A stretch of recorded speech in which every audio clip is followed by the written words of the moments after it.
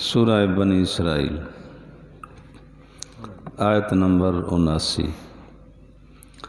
نحمدہ ونصلی علی رسولہ الکریم، اما بعد، فاعوذ باللہ من الشیطان الرجیم، بسم اللہ الرحمن الرحیم۔ ومن اللیل فتہجد بہ نافلۃ لک عسیٰ ان یبعثک ربک مقاما محمودا۔ صدق اللہ العظیم۔ اللہ تعالیٰ ارشاد فرما رہے ہیں، ومن اللیل، اور رات میں، فتہجد بہ، تہجد پڑھ قرآن پاک کے ساتھ، نافلۃ لک، یہ زائد ہے تیرے لیے، عسیٰ ان یبعثک، امید ہے کہ کھڑا کرے تجھے تیرا رب مقام محمودا، مقام محمود میں۔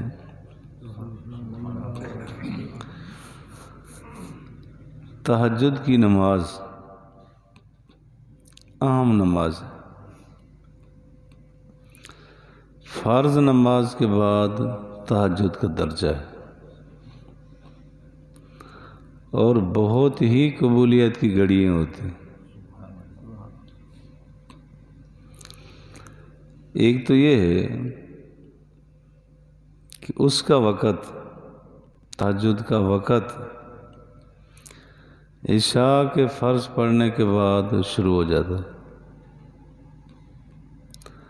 حدیث پاک میں آتا ہے، آپ علیہ السلام کبھی شروع رات میں پڑھ لیتے، کبھی درمیان رات میں پڑھ لیتے، اور کبھی آخر رات میں پڑھ لیتے۔ آپ علیہ السلام کا زیادہ معمول مبارک آخر رات میں پڑھنے کا تھا۔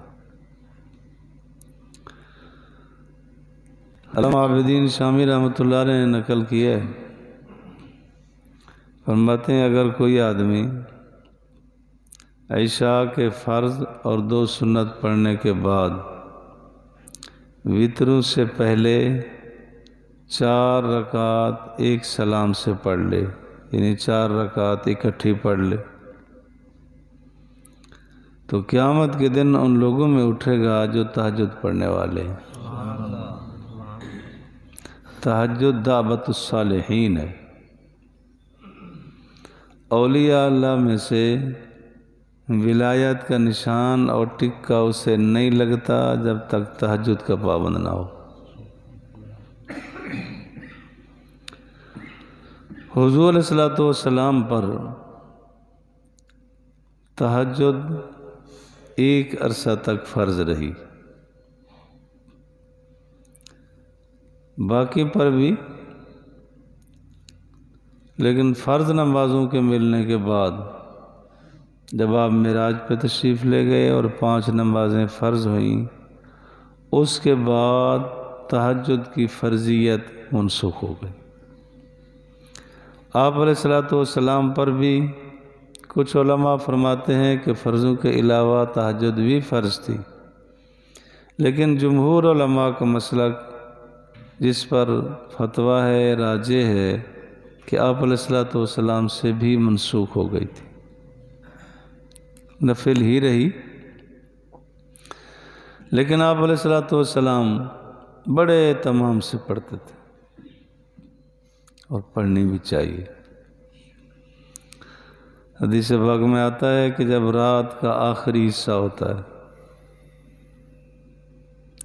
اللہ تعالیٰ اپنی شان کے مطابق، ہم نہیں سوچ سکتے، کما یلیق بشانہ، جیسے اللہ کی شان ہے، آسمان دنیا پر، پہلے آسمان پر تشریف لے آتے ہیں، اور یہ آواز دی جاتی ہے، حال میں مستغفرن فاغفر لہ، کوئی ہے مجھ سے معافی مانگنے والا، میں اسے معاف کر دوں، کوئی ہے مجھ سے رزق مانگنے والا، میں اس کو رزق عطا کروں، کوئی ہے مجھ سے مشکلات حل کرانے والا، میں اس کی مشکل حل کر دوں۔ اور وہ خاص گھڑیاں اور لمحات ہوتے ہیں، اس وقت جو اللہ کے بندے ہوتے ہیں وہ اللہ سے مناجات کر رہے ہوتے ہیں، دعائیں مانگ رہے ہوتے ہیں، نماز میں لگے ہوتے ہیں، تو اللہ تعالیٰ کی رحمت خاص متوجہ ہوتی ہے۔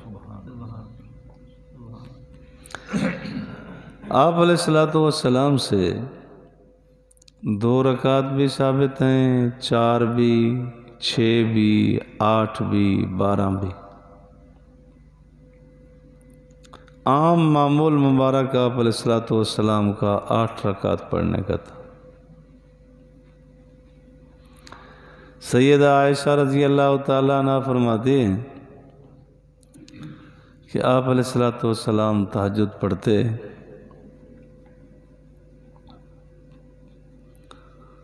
فرمایا کیا ہی اس کا حسن تھا، کیا اس کی لمبائی تھی،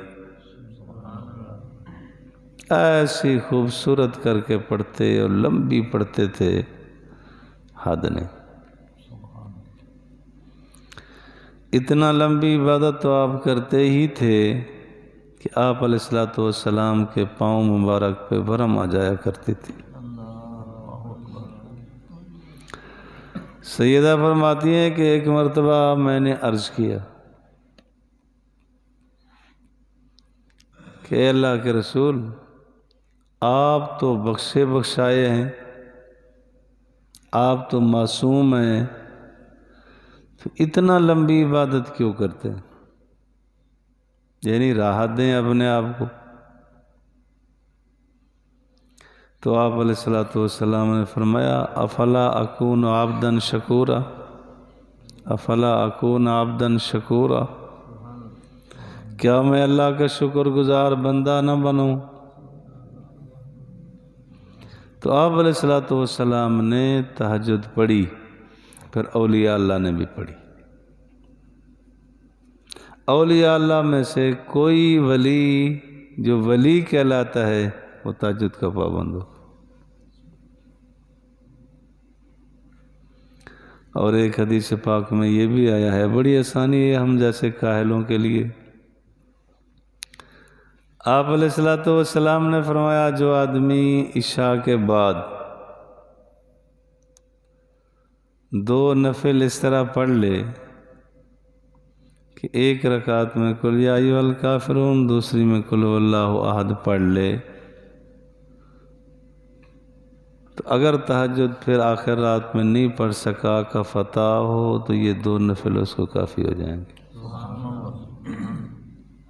ہمت کرنی چاہیے، اس نیت سے 2 نفل پڑھ لے، 2 سنتوں عشاء کے فرض و 2 سنت کے بعد 4 اکٹھی پڑھ لیا کرے، پھر آنکھ کھل جائے تو پھر پڑھے۔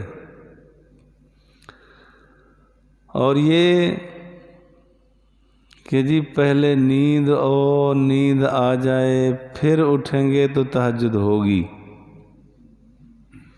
اصل یہ ہے کہ تھوڑی دیر آرام کر لیا نا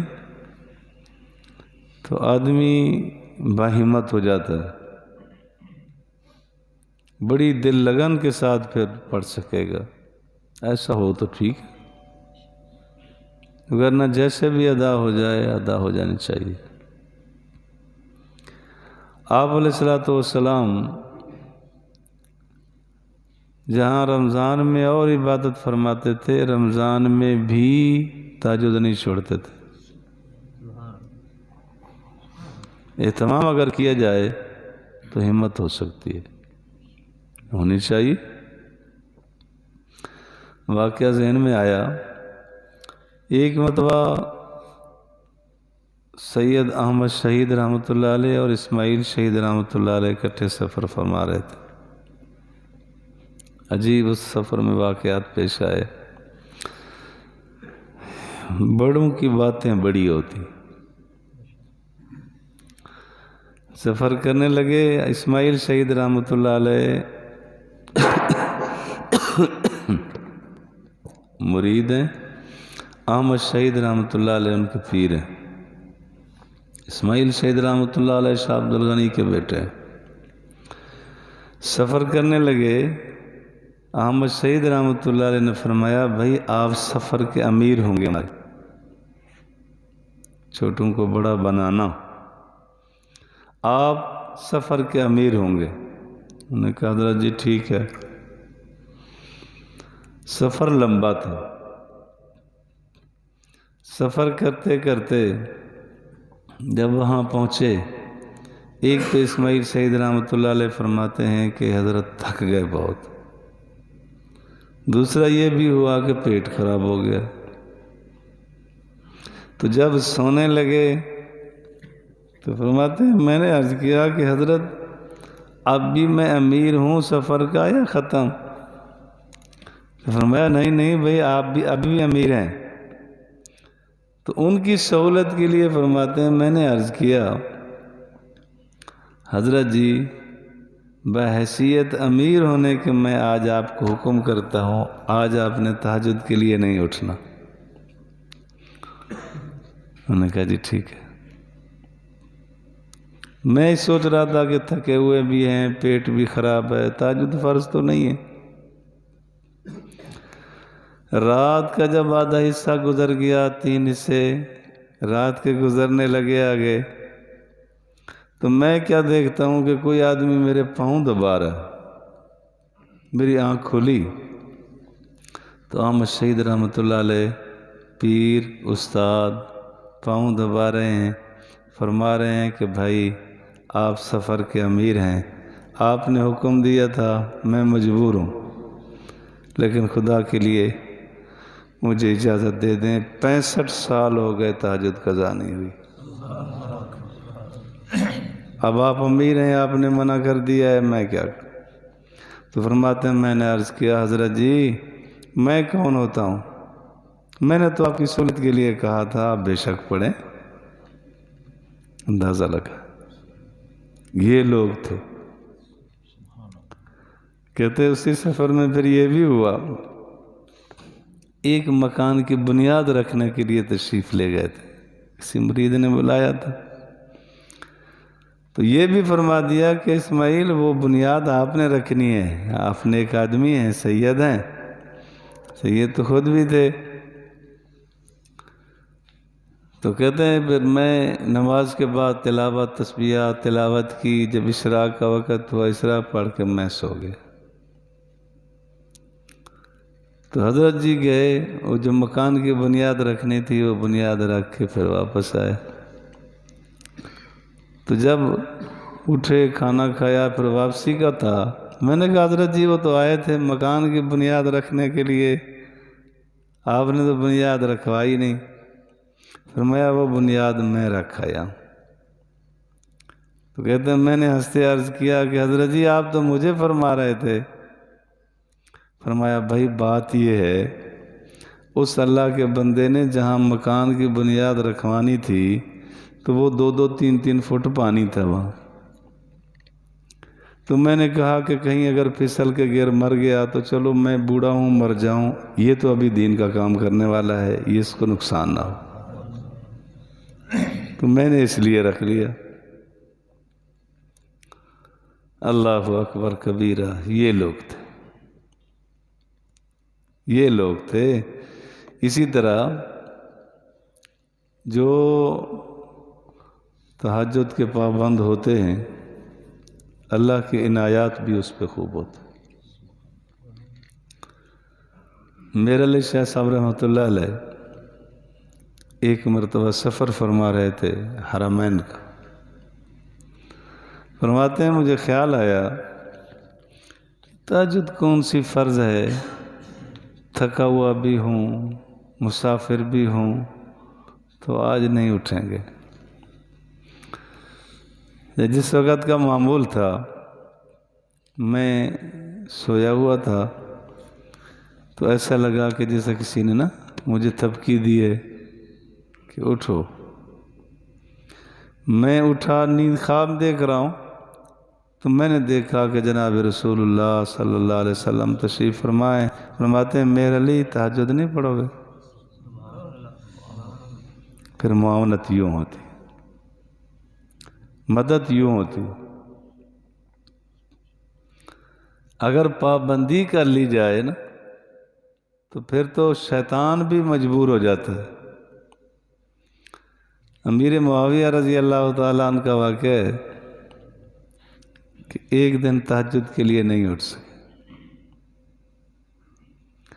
تو دن کو روتے بھی رہے، دعا بھی مانگتے رہے، اور 100 نفل پڑھی،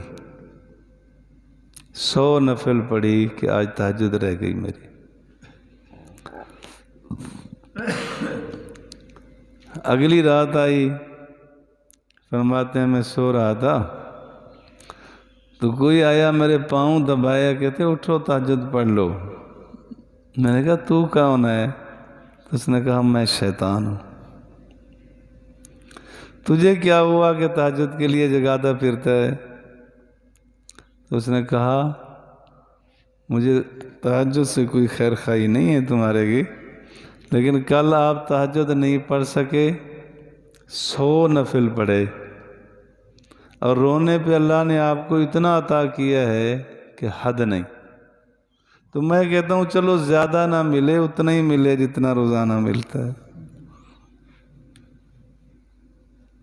یہ بھی حدیث پاک میں ہے کہ ایک دن آپ علیہ السلام نے ظہر کے وقت نماز کے بعد 12 نفل پڑھے، تو عرض کیا گیا اللہ کے رسول یہ کیا پڑھا ہے؟ تو آپ علیہ السلام نے فرمایا رات تہجد کم ہو گئی تھی، ٹائم مختصر ہوگا یا کیا شکل تھی کہ اس کی قضا کر رہا ہوں۔ منع یہ ہے کہ قضا نفل کی ہوتی نہیں، لیکن جب بھی کوئی عبادت رہ جائے اس کا کفایہ ہو جائے تو سبحان ہونا چاہیے۔ تہجد کا اہتمام بہت زیادہ ضروری ہے۔ جتنا اولیاء اللہ ہیں اپنے مریدین کو تاکید فرماتے ہیں کہ اشراق پڑھ لو، چاش پڑھ لو، فلاں پڑھ لو، آخر میں یہ بھی اکثر فرماتے ہیں کہ اور اگر نفل کسی وجہ سے چھوڑنے پڑ گئے چھوڑ دو، تہجد نہ چھوڑنا۔ تہجد سے بڑی نورانیت حاصل ہوتی ہے، جن لوگوں کو نصیب ہے ان سے پوچھیں۔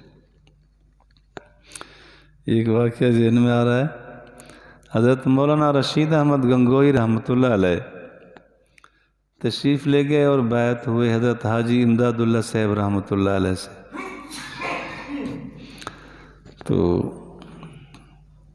بیعت کے بعد عرض کرنے لگے حضرت جی میں پڑھنے پڑھانے والا آدمی ہوں، مطالعہ کرنا ہوتا ہے، رات کو کتابیں دیکھنی ہوتی ہیں، تہجد ہم سے نہیں پڑھی جائے گی۔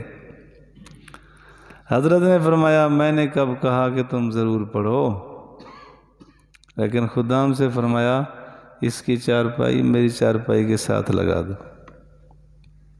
اسی کمرے میں لگا دی گئی۔